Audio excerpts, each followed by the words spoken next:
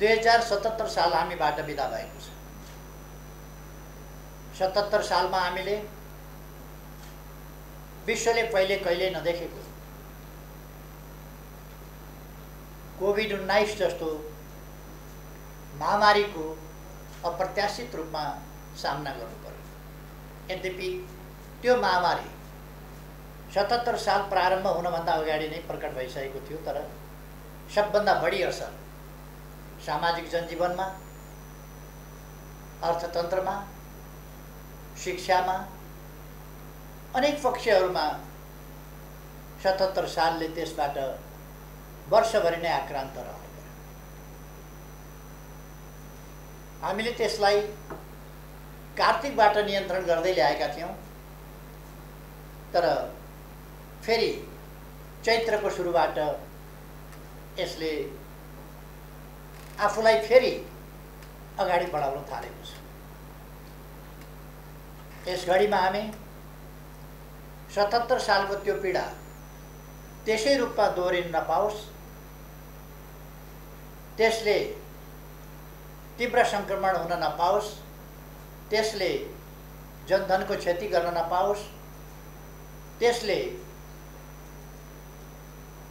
अर्थतन्त्रलाई प्रतिकूल असर पार्न नपाओस्, रोजगारीका अवसरहरू खोज्न नपाओस्, आर्थिक वृद्धि दर र हाम्रा विकासका आकांक्षाहरूमा प्रतिकूल असर पार्न नपाओस् भनेर हामी सजग हुनुपर्ने आवश्यकता रहेको छ। यति बेला म सम्पूर्ण दाजुभाइ दिदीबहिनीहरूलाई कोभिड-19 को महामारीबाट सतर्क रहन, सरकारले जारी गरेका, स्वास्थ्य मन्त्रालयले जारी गरेका मापदण्डहरूको पालना गर्न र चिकित्सकहरूका परामर्शलाई शिरोधार्य गरेर अगाडि बढ्न र आफूलाई सुरक्षित राख्न, आफ्नो समाजलाई सुरक्षित राख्न सबैमा हार्दिक आग्रह र अनुरोध पनि गर्न चाहन्छु। 77 साल कोभिडको महामारी भए पनि केही राजनीतिक अस्वस्थता देखा परे पनि यो वर्ष पनि, गएको वर्ष पनि निरर्थक वर्ष रहेन, एउटा उपलब्धिको वर्ष नै रह्यो। हामीले चिर प्रतीक्षित मेलम्चीको पानी दशकौं पछिको सपना साकार पार्दै काठमाडौँमा झार्न र काठमाडौँका जनतामा धारा धारामा पानी पुर्याएर खुसियाली बाँड्न सफल भएका छौँ। अरू अनेक कामहरू हामीले पुरा गर्यौँ, पुनर्निर्माणका कामहरू पुरा गर्यौँ, नयाँ निर्माणका कामहरू पुरा गर्यौँ, नयाँ नयाँ असाधारण दूरगामी महत्त्वका थुप्रै आयोजनाहरू अगाडि बढायौँ। यसरी 2077 साललाई हामीले निरर्थक हुन दिएनौँ। प्रतिकूल अवस्थामा पनि अनलाइन शिक्षा मार्फत र विभिन्न शिक्षाका शिक्षण विधिहरू प्रयोग गर्दै शिक्षालाई अगाडि बढाउने, विद्यार्थी बालबालिकाका परीक्षाहरू सुसञ्चालन गर्ने र सामाजिक जनजीवनलाई सामान्य अवस्थामा फर्काउने प्रयास गर्यो। कोभिड-19 दुनियाँमा कसैका लागि पनि, वैज्ञानिकहरूका लागि, चिकित्सकहरूका लागि, खोज अध्ययन अनुसन्धानकर्ताहरूका लागि, कसैका लागि पनि यो पहिलेदेखि चिनिएको जानिएको विषय थिएन। यसको सामना कसरी गर्ने, त्यसका लागि पनि केही अनुभव र धेरै अनुमान त्यसका आधारमा चल्नु पर्दछ। यसको भयावहता कस्तो हुन सक्छ, केही अनुमान थिए, विभिन्न प्रकारका अनुमान, कोही सकारात्मक, कोही आशावादी र कोही अत्यन्त निराशाजनक अनुमानहरू थिए।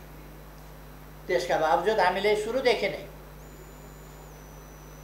नागरिकको जीवन रक्षा गर्नु पहिलो कर्तव्य सरकारको र जीवन पहिलो, अरू सबै कुरा भन्दा, अर्थतन्त्र भन्दा पनि, अरू सबै कुरा भन्दा पनि नागरिकको जीवन पहिलो, जनताको जीवन पहिलो।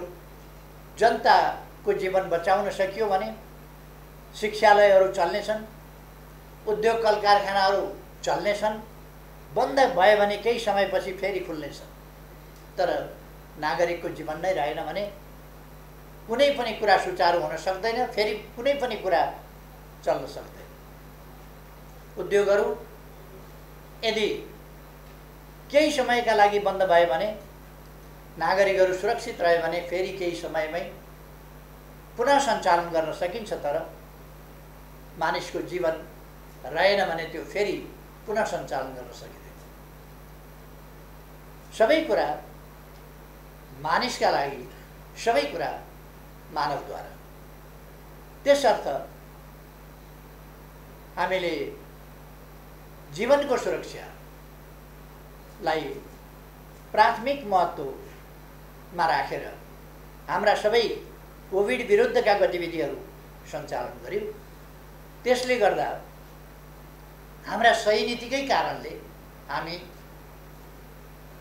असफल भएनौँ। तुलनात्मक रूपमा कम क्षति सामाजिक जनजीवनमा अथवा आर्थिक क्रियाकलापमा, आर्थिक वृद्धि दरमा। यद्यपि समग्र आर्थिक वृद्धि दरमा केही प्रतिकूल असरहरू परे, तर त्यसो भए पनि हामी ऋणात्मक दिशामा जान परेन। हाम्रा कृषि उपजहरूमा वृद्धि दर राम्रै रह्यो। अरू विभिन्न क्षेत्रहरूमा पनि हामीले कृषि दर, वृद्धि दर राम्रै गर्यौँ।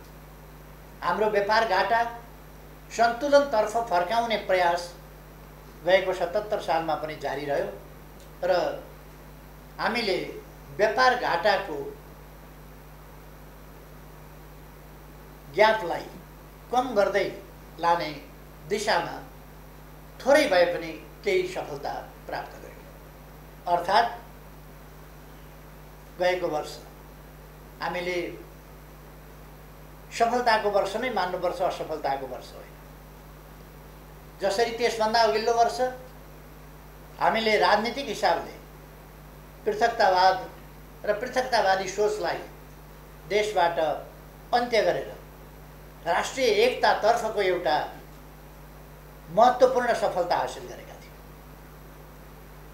संविधानको सर्वस्वीकार्यताको सन्दर्भमा महत्त्वपूर्ण पाइला चालेका थियौँ र सफलता प्राप्त गरेका थियौँ। यस वर्ष हिंसाको बाटो लिइरहेको समूहलाई शान्तिपूर्ण राजनीतिको मूलधारमा फर्काउने सफलता प्राप्त गरेर हामीले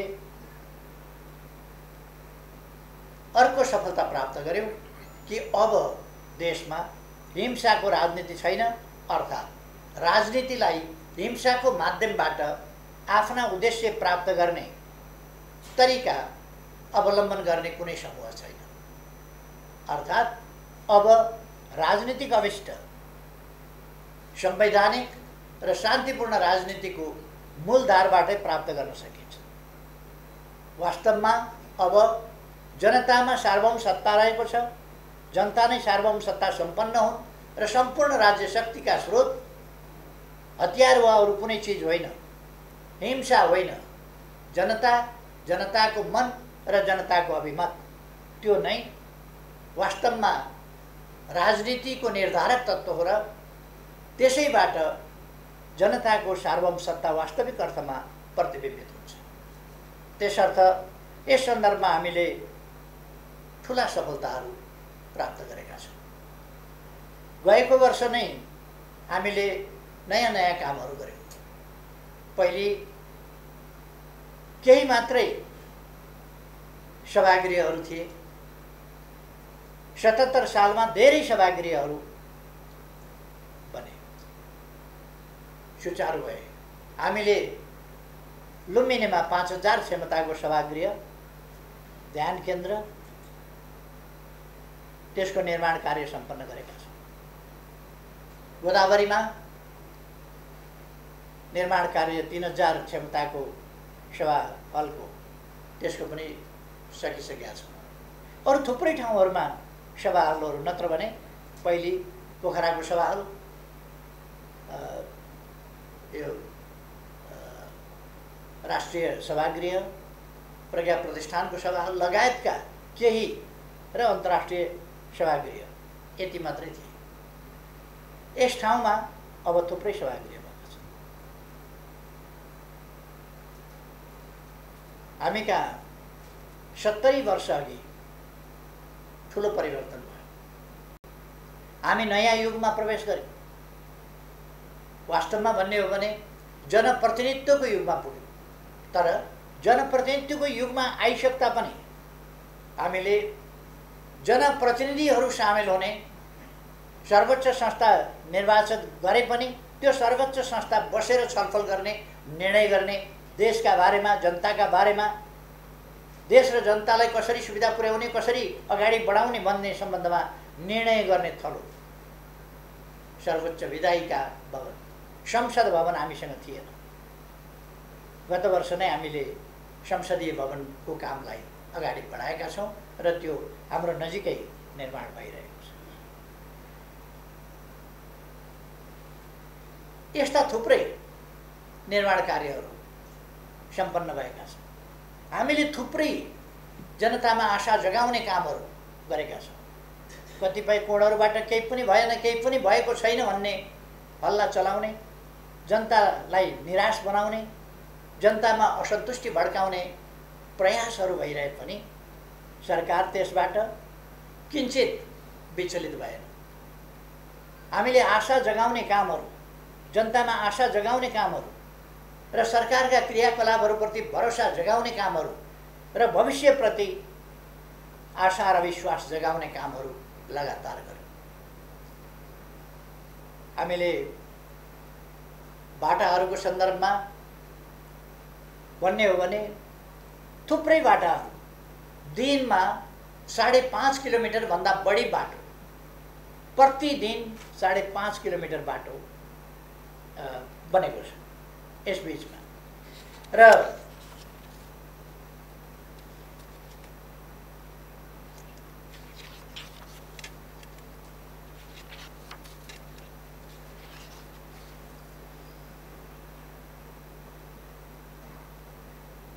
एक दिनमा कम्तीमा 12वटाका दरले आवासहरू तयार भएका छन्।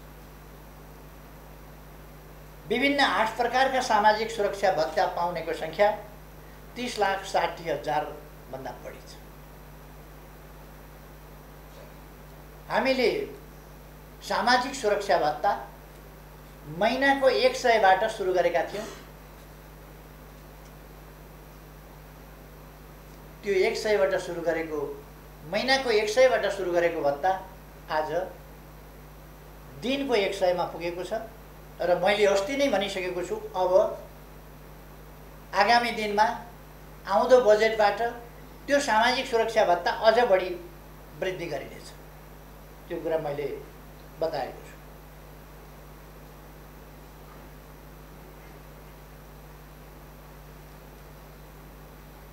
यस अवधिमा सामाजिक सुरक्षा भत्ता प्राप्त गर्ने संख्या थपिएको छ र त्यो लगभग 5 लाखको संख्यामा थपिएको छ।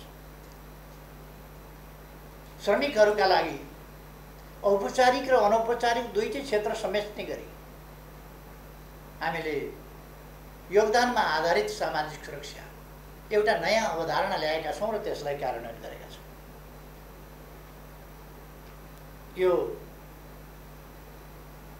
2075 मङ्सिर 11 गतेबाटै हामीले सुरु गरेका थियौँ। यस्ता थुप्रै कामहरू हामीले गरेका छौँ। मैले सडकको कुरा गरेँ। 5.5 किलोमिटरभन्दा बढी सडक हामी प्रतिदिन निर्माण गरिरहेका छौँ। हरेक दिन कम्तीमा एउटाभन्दा बढ्ताका दरले झोलुङ्गे पुल, हरेक दोस्रो दिन कम्तीमा एउटा सडक पुल, हरेक तेस्रो दिन एउटा ग्रामीण सडक पुल यस ढङ्गले निर्माण गरेको छ। पूर्वमा जाने हो भने भद्रपुर गलगलिया मेची खोलामा पुल बनेको छ। पश्चिममा जाने हो भने गड्डा चौकीमा पुल बनेको छ महाकाली। पूर्वदेखि पश्चिमसम्म हामीले नदी करिडरहरू, महाकाली करिडरदेखि लिएर कोशी करिडरसम्म विभिन्न करिडरहरू निर्माण गरेका छौँ। विभिन्न नाकाहरू खोलेका छौँ। उत्तर दक्षिणका बाटाहरू लिङ्क रोडका रूपमा, राजमार्गका रूपमा बनाएका छौँ। मध्य पहाडी राजमार्ग, जसलाई हामी पुष्पलाल राजमार्ग भन्छौँ, पुष्पलाल राजमार्ग तीव्रतर ढङ्गमा बनिरहेको छ र स्तरोन्नति पनि भइरहेको छ। मदन भण्डारी राजमार्गको निर्माणको वेग तीव्र छ। मैले भनिरहनु पर्दैन, पूर्वदेखि पश्चिमसम्मका दाजुभाइ दिदीबहिनीहरूले देखिरहनु भएको छ कुन ढङ्गले मदन भण्डारी राजमार्गको निर्माण भइरहेको छ। पूर्व पश्चिम राजमार्ग स्तरोन्नति गर्ने काम, त्यसलाई चौडा बनाउने काम विभिन्न ठाउँमा हामीले अगाडि बढाइरहेका छौँ र यसलाई केही वर्षभित्र हामी पुरा गर्दैछौँ। हुलाकी राजमार्ग अत्यधिक ठुलो मात्रामा सम्पन्न भइ नै सकेको छ, केही ठाउँहरूमा मात्रै सम्पन्न हुन बाँकी छ, खास गरी निकुञ्ज आदिका कारणहरूले। नत्र भने हामीले त्यसलाई पनि निर्माण गरिसकेका छौँ। अरू राजमार्गबाट सदरमुकाम, तराईमा सदरमुकाम जोड्ने बाटाहरू 4 लेनका 6 लेनका बाटाहरू स्तरोन्नति गरिएका छन्। रेलमार्ग हामीले जनकपुरमा 2टा रेल ल्याइसकेका छौँ र यसै महिनाबाट सञ्चालन प्रारम्भ गर्दैछौँ। पूर्व पश्चिम रेलमार्ग कतिपय ठाउँमा ट्र्याक बनाउने काम, कतिपय ठाउँमा पुल बनाउने काम, अनेक कामहरू हामीले सुरु गरिसकेका छौँ। जग्गा अधिग्रहणका कामहरू सुरु गरेका छौँ र अब छिटै नै पूर्व पश्चिम रेलमार्ग हुँदैछ।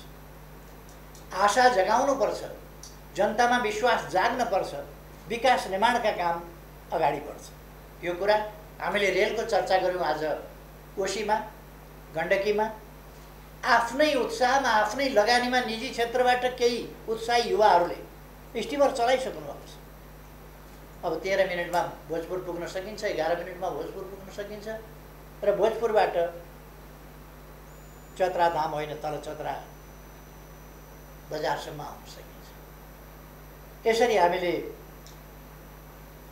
ठुलो प्रगति यी विभिन्न क्षेत्रहरूमा गरेका छौँ। पुनर्निर्माण प्राधिकरणले असाधारण काम गरेको छ र हामीले भनिरहनु पर्ला जस्तो लाग्दैन। रानी पोखरी हामीले शिलान्यास गरिसक्यौँ। धरहरा जो भीमसेन स्तम्भको रूपमा चिनिएको त्यो धरहरा हामीले यही महिनाको 11 गते, अब 10 दिनपछि धरहरा लिफ्टबाट बालबालिका, ज्येष्ठ नागरिक समेत लिफ्टबाट सूर्य माथि जान सक्ने र त्यसको कौशीबाट वरिपरि काठमाडौँको दृश्यावलोकन गर्न सकिने एउटा उपहारको रूपमा फेरि नेपाली जनता समक्ष हामी लोकार्पण गर्दैछौँ 11 गते। यस प्रकार विभिन्न प्रकारका कामहरू हामीले हवाई मैदानहरूको स्तरोन्नति गरेका छौँ। नयाँ हवाई मैदानहरू निर्माण गरेका छौँ। कतिपयलाई राति नचल्ने ठाउँबाट राति चल्ने बनाएका छौँ, कतिपयलाई विस्तार गरेका छौँ। त्रिभुवन अन्तर्राष्ट्रिय विमानस्थल कसैले पनि विदेशीहरू आउँदा अहिले पहिले आएका विदेशीहरूले भन्छन् अन्तर्राष्ट्रिय त्रिभुवन अन्तर्राष्ट्रिय विमानस्थलमा झर्ने बित्तिकै नयाँपन अनुभव हुन्छ। त्यसपछि काठमाडौँ छिर्ने बित्तिकै नयाँपन अनुभूति हुन्छ। अर्थात् हामीले समयलाई प्रतिकूलताका बीचमा पनि खेर जान दिएका छैनौँ। थुप्रै विद्यालय भवनहरू निर्माण गरेका छौँ। दरबार हाई स्कुल 6 गते पाटन ढोकामा जापानको सहयोगमा भव्य उच्च माध्यमिक विद्यालय हामी त्यहाँ उद्घाटन गर्दैछौँ। कतिपयले यसलाई अर्थहीन भने, कसैले यसलाई प्रचार मात्रै भने। मेलम्चीको सपना, मेलम्चीको पानी ल्याउने सपना धारा धारामा बाँडेर पुरा गर्नु गफ मात्रै होइन। यसमा जस लिने, श्रेय लिने, कसैले के भने, कसैले के भने, तर हामीलाई जस वा श्रेय लिने त्यसको होडबाजीमा सामेल हुन रहर छैन। हामीलाई जस चाहिएको होइन, हामीलाई काम चाहिएको, हामीलाई कामलाई सफल बनाउनु छ, देशलाई अगाडि बढाउनु छ, जनतालाई सुविधा पुर्याउनु छ, हामीलाई देशबाट गरिबी हटाउनु छ, देशलाई माथि उठाउनु छ, पछौटेपनबाट अगाडि बढाउनु छ, देशलाई आधुनिकीकरण गर्नु छ, हामीलाई विज्ञान प्रविधिको प्रयोग गर्नु छ र हामीले डिजिटल नेपाल भनेका छौँ। डिजिटल नेपालको क्षेत्रमा हामीले कृषिलाई पनि आधुनिक प्रविधिको प्रयोग गरेर अगाडि बढाउने काम हामीले गरेका छौँ। नयाँ पिँढी, विद्यालय, शिक्षालय, विभिन्न ठाउँहरू वा अरू ठाउँहरू, आज एउटै ठाउँबाट हामी विभिन्न आयोजनाहरू सिंहदरबारबाट कसरी बनिरहेका छन् भनेर हेर्न सक्छौँ। तामाकोसीको काम कस्तो भइरहेको छ, भैरवा एयरपोर्टको काम कस्तो भइरहेको छ, पोखरा एयरपोर्टको काम कस्तो भइरहेको छ, भेरी बबईको काम कस्तो भइराखेको छ, यी सबै कुराहरू हामी यहीँ सिंहदरबारमा बसिरहेका छौँ। यी उपलब्धिहरू हामीले हासिल गरेका छौँ। यस सम्बन्धमा म धेरै जान चाहन्न, किनभने गत फागुन 3 गते 3 वर्ष कार्यकाल पुगेको सन्दर्भमा मैले सञ्चार माध्यमहरूसँगको ब्रिफिङमा भनेको थिएँ अलिक सविस्तारमा ती कुराहरू बताएको थिएँ। त्यसकारण म त्यसमा गइरहनुपर्छ भन्ने लाग्दैन मलाई। अस्ति फागुन 3 गते मात्रै सविस्तार बताइएको छ, त्यसकारण म त्यसमा अहिले धेरै गइरहन आवश्यक ठान्दिनँ। हामीले पर्यटन क्षेत्र समस्याग्रस्त भएको देखेका छौँ र अब आगामी दिनहरूमा हामी पर्यटन क्षेत्रका कमीहरूलाई, त्यसलाई कसरी पुनरुत्थान गर्न सकिन्छ, पर्यटन क्षेत्रको र पर्यटन क्षेत्रलाई प्रभावकारी ढङ्गले अगाडि बढाउन सकिन्छ, त्यसमा ध्यान दिनेछौँ। तर त्यसका लागि र अरू आर्थिक क्रियाकलाप र तिनको सफलताका लागि म सबैमा आग्रह गर्न चाहन्छु, हामी कोभिडबाट सुरक्षित हुनु पर्यो। कोभिडका प्रोटोकल्स, त्यसका मापदण्डहरू, सरकारले जारी गरेका जानकारीहरू र सरकारले गरेका आग्रहहरूलाई पालना गरौँ र त्यसअनुसार आफू सुरक्षित बनौँ, अरूलाई पनि सुरक्षित बनाऊँ। त्यसो गऱ्यौँ भने हामी हाम्रो जनजीवनलाई पनि सुचारू बनाउन सक्छौँ। कतिपयले आजै लकडाउन हुन्छ, भरे नै लकडाउन हुन्छ, भोलि नै लकडाउन हुन्छ भन्ने हल्ला चलाएको देखिन्छ। सरकार सकेसम्म लकडाउनमा जान चाहँदैन, तर हामीले हेक्का राख्नुपर्दछ। युरोपका देशहरू, कतिपय देशहरू, विकसित भनिएका कतिपय देशहरू जब महामारी भत्तै फैलियो, त्यस्तो अवस्थामा लकडाउन गर्न बाध्य छ। दोस्रो चरणमा, तेस्रो चरणमा फैलिएको त्यो लहरबाट बच्नका लागि लकडाउनको सहारा लिनुपर्ने अवस्था छ। हामी चाहन्छौँ अहिले नै अरू विधिबाटै, हाम्रो सतर्कताको विधिबाट हामी परिस्थितिलाई बिग्रिन नदिउँ र त्यहाँ पुग्न नदिउँ भन्ने मैले आग्रह गरेको छु। अस्ति मैले बोल्दा लकडाउन गर्ने धम्की दियो भन्ने पनि केहीले भने। म धम्की कसलाई दिन्छु? म धम्की दिने हैसियत पनि राख्दिनँ, धम्की दिनुलाई उचित पनि ठान्दिनँ। मैले त्यस्तो अवस्था नआओस् भन्ने कुरामा हामीले ध्यान दिनुपर्छ। परिस्थिति बिग्रियो भने त्यहाँ पनि पुग्न सक्छ, त्यसकारण सजग हुनुपर्छ भनेर अपिल गरेको थिएँ। तसर्थ म आग्रह गर्न चाहन्छु, हामी सतर्क बनेर अगाडि जान आवश्यक छ। यसबीचमा हामीले जमिनहरूको digital map, digital soil map भनेर हामीले कुन जमिन कस्तो छ भन्ने कुराको अध्ययन यहीँबाट गर्न सकिने गरी सोइल म्यापिङ गरिसकेका छौँ।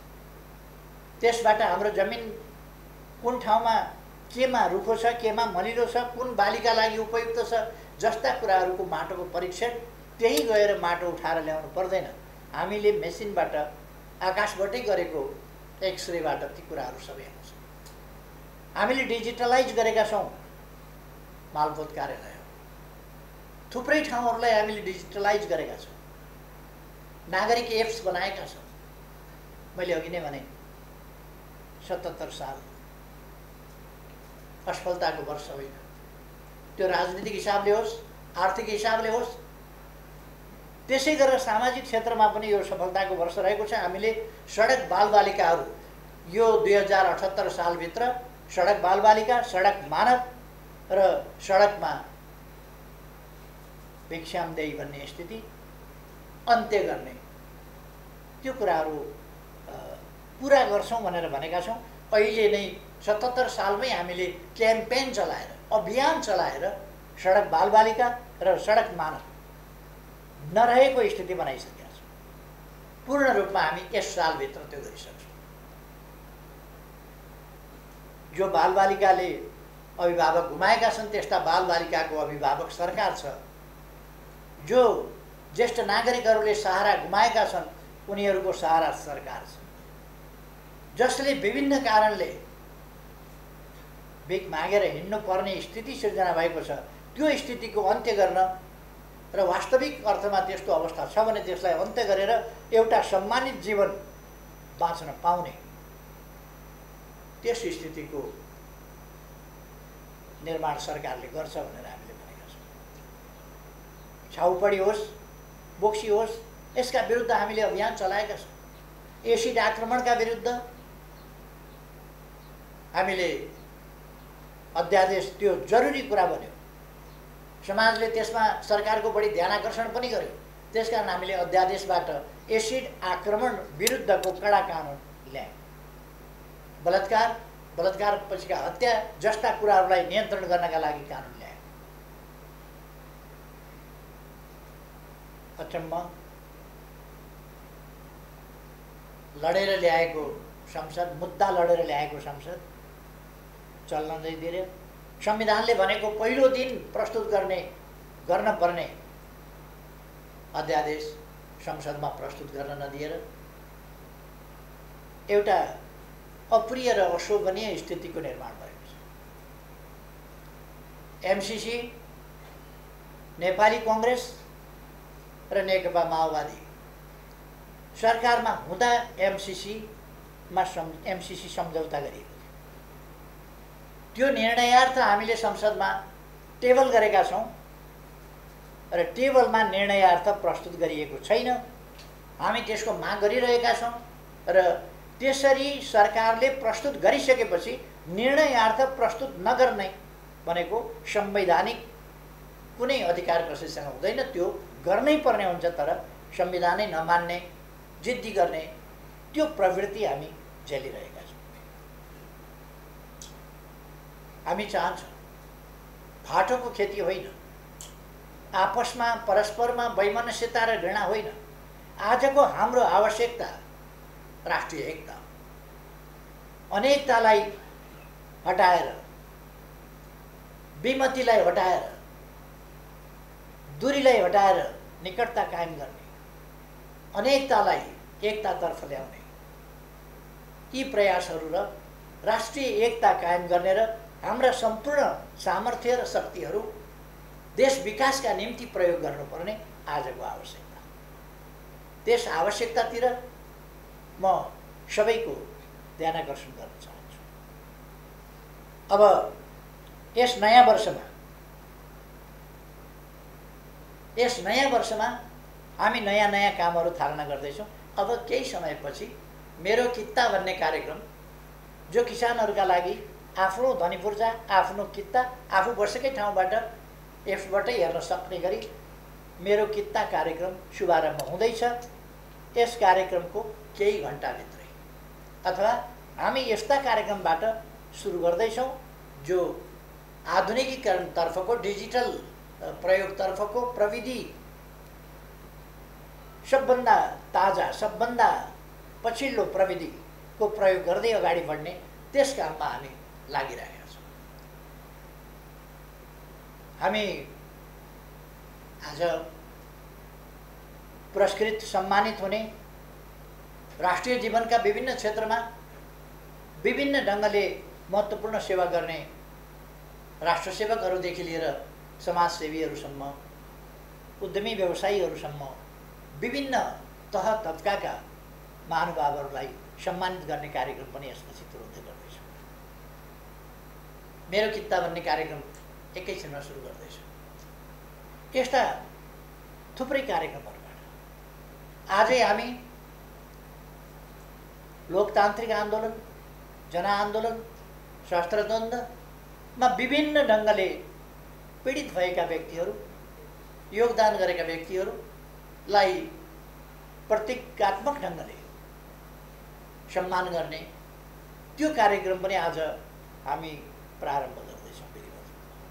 अर्थात् हामी एउटा नयाँ उत्साहका साथ, नयाँ आत्मविश्वासका साथ नयाँ वर्षमा प्रवेश गरिरहेका छौँ र यस नयाँ वर्षमा हामीले थालिसकेका कामहरूलाई तीव्रताका साथ पूर्णता दिने, अपुरा कामहरूलाई पुरा गर्ने, जो यसै वर्ष पुरा हुन सक्दैनन् त्यसलाई उल्लेख्य मात्रामा अगाडि बढाउने, देशलाई अब दुर्गम रहन नदिने।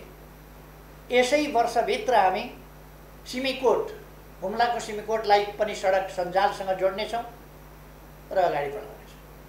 हामीले 165वटै निर्वाचन क्षेत्रमा स्ट्राटेजिक सडकहरूको शिलान्यास गरेका छौँ।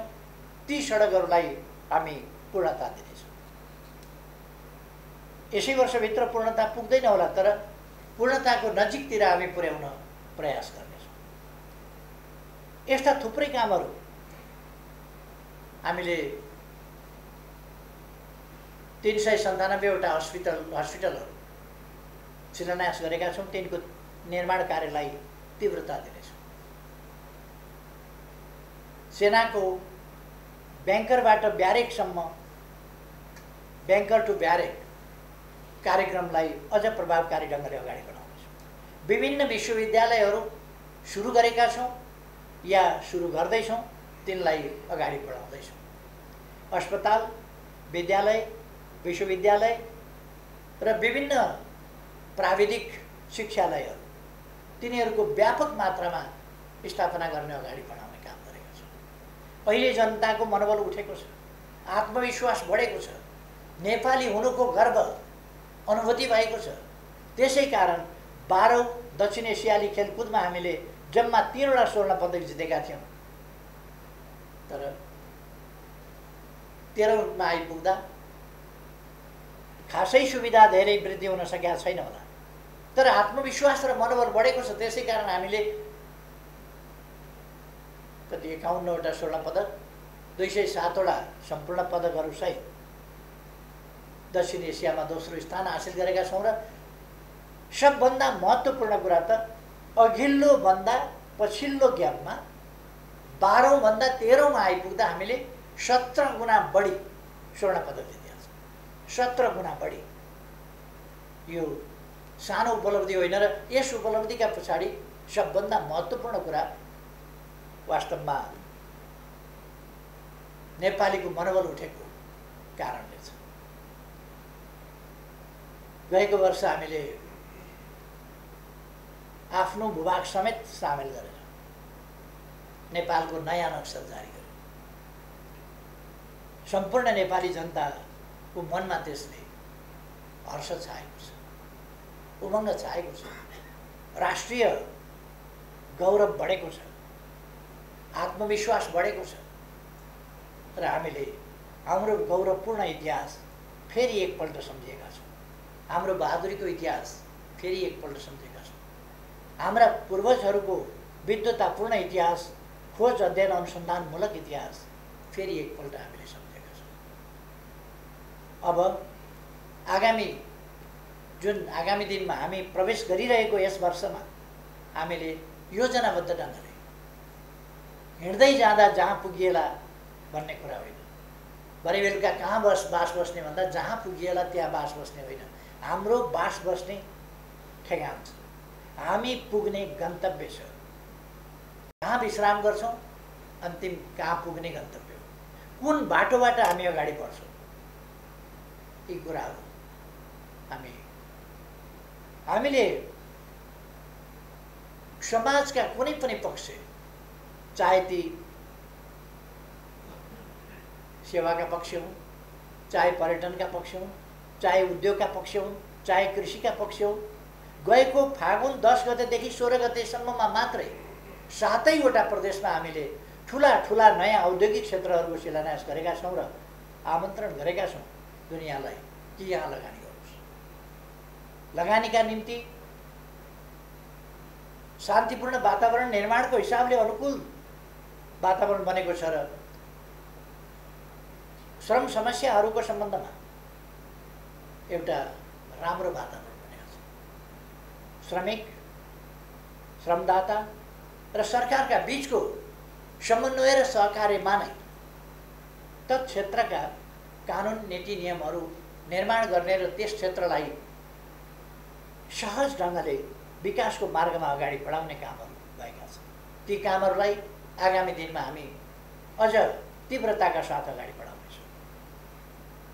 म यस घडीमा सम्पूर्ण दाजुभाइ दिदीबहिनीहरूलाई विभिन्न प्रकारका हल्लाहरूका पछाडि नअल्मलिन, राष्ट्र निर्माणका काममा ढुक्कले आत्मविश्वासका साथ अगाडि बढ्न, निराशा जगाउन खोजिएका प्रयासहरूलाई अस्वीकार गर्न र आशावादिता आफूमा लिएर अगाडि बढ्न सबैमा हार्दिक आग्रह गर्न चाहन्छु। हामी सबैको निष्ठा देशप्रति,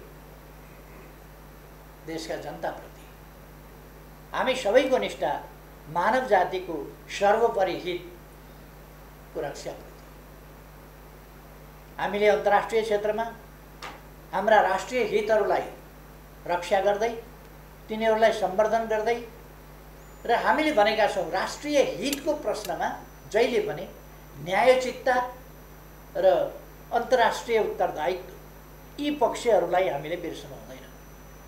न्याय बिनाको या न्यायरहित राष्ट्रिय हित राष्ट्रिय अहङ्कार हुन सक्छ अथवा अन्यायपूर्ण राष्ट्रिय हित हुन सक्छ। त्यस कुरामा हामी सजग हुनुपर्छ।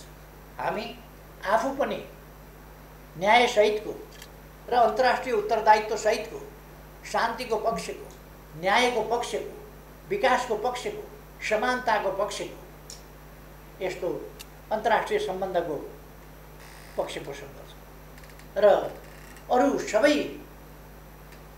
विश्वसँग पनि हामी त्यही अपेक्षा गर्छौँ। विश्वलाई शान्ति आवश्यकता छ, विकासका निम्ति शान्ति आवश्यकता छ, मानवीय सुखका निम्ति, निर्भय वातावरणका निम्ति, अमन चयनका निम्ति शान्तिपूर्ण वातावरण आवश्यक छ।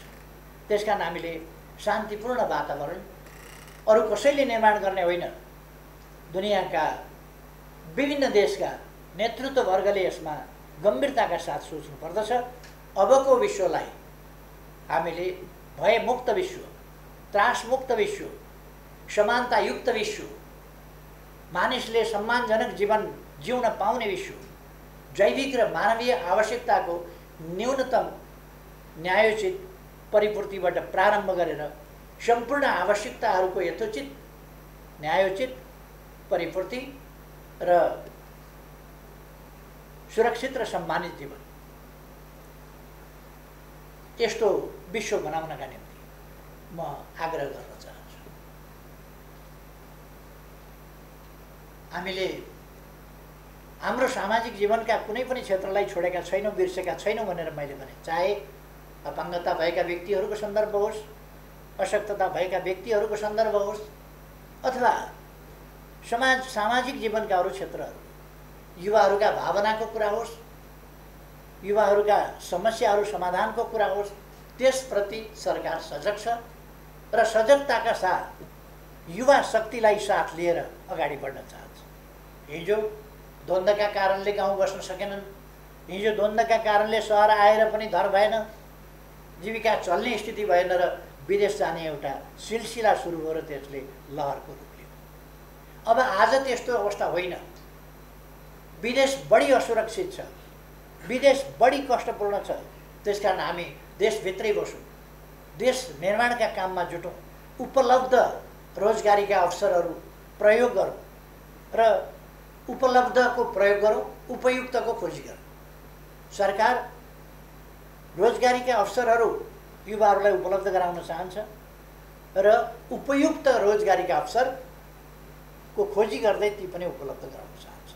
त्यसकारण म आग्रह गर्न चाहन्छु हाम्रो युवा समुदायसँग, जो रोजगारी उपलब्ध छ त्यसको प्रयोग गरौँ। उपयुक्त प्रकारको रोजगारी यो होइन भन्ने ठानिएको छ भने त्यो क्रमशः उपलब्ध रोजगारीको प्रयोग गर्दै जाँदा हामी त्यसलाई प्रयोग गर्न प्राप्त गर्न सक्छौँ र भोलि देशको विकाससँगै रोजगारीका अवसरहरू, रोजगारीका अवसरसँगै देशको विकास अन्योन्याश्रित ढङ्गले अगाडि बढ्नेछ। हामी ओलाङचुङ गोलाको बाटोबाट तिब्बत जोड्ने कुरा होस्, किमा थाङ्काको बाटोबाट तिब्बत जोड्ने कुरा होस्, दक्षिणतर्फ त हामीले बाटाहरू जोडेका छौँ, थुप्रै पुलहरू निर्माण गरेका छौँ। अब डुबानका समस्या हामी समाधान गर्दैछौँ।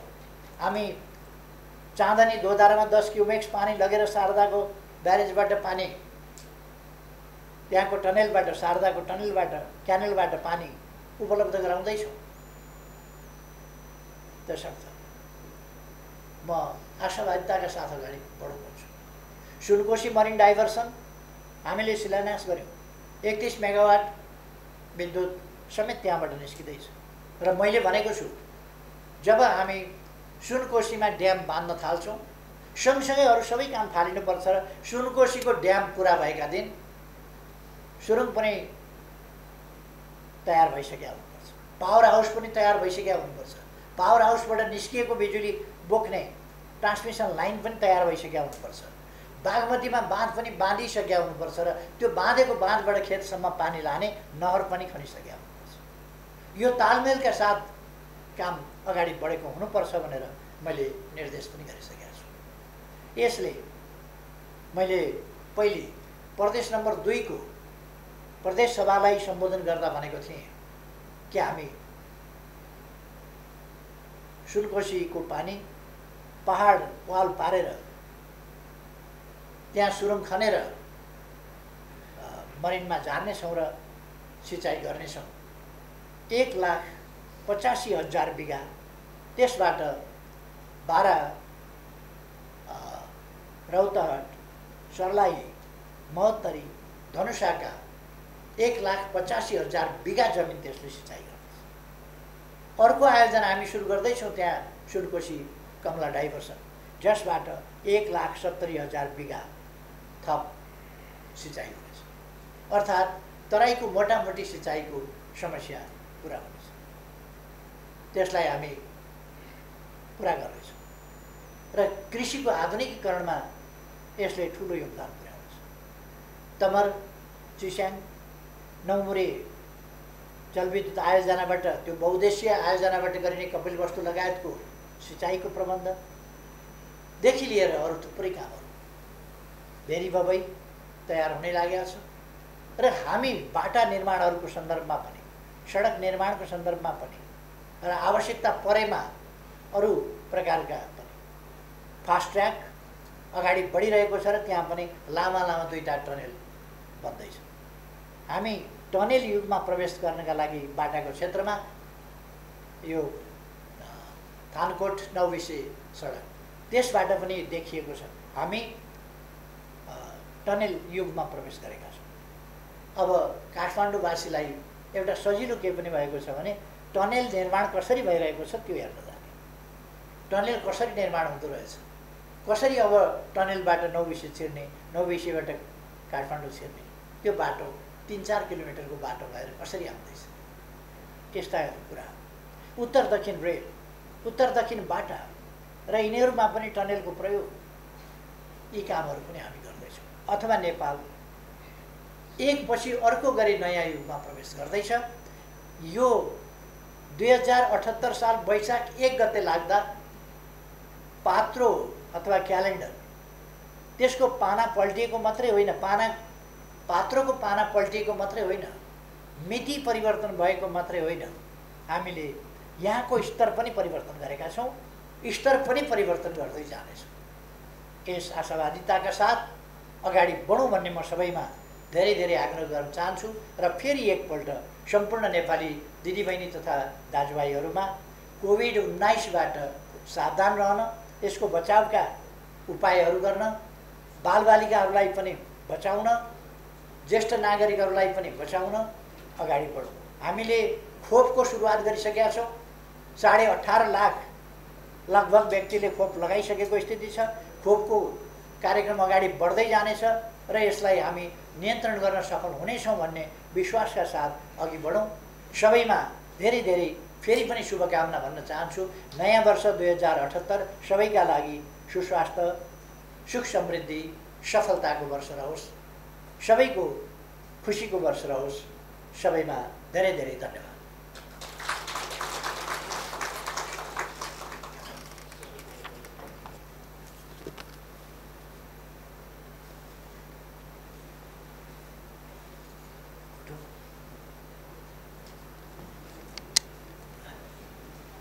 ओके।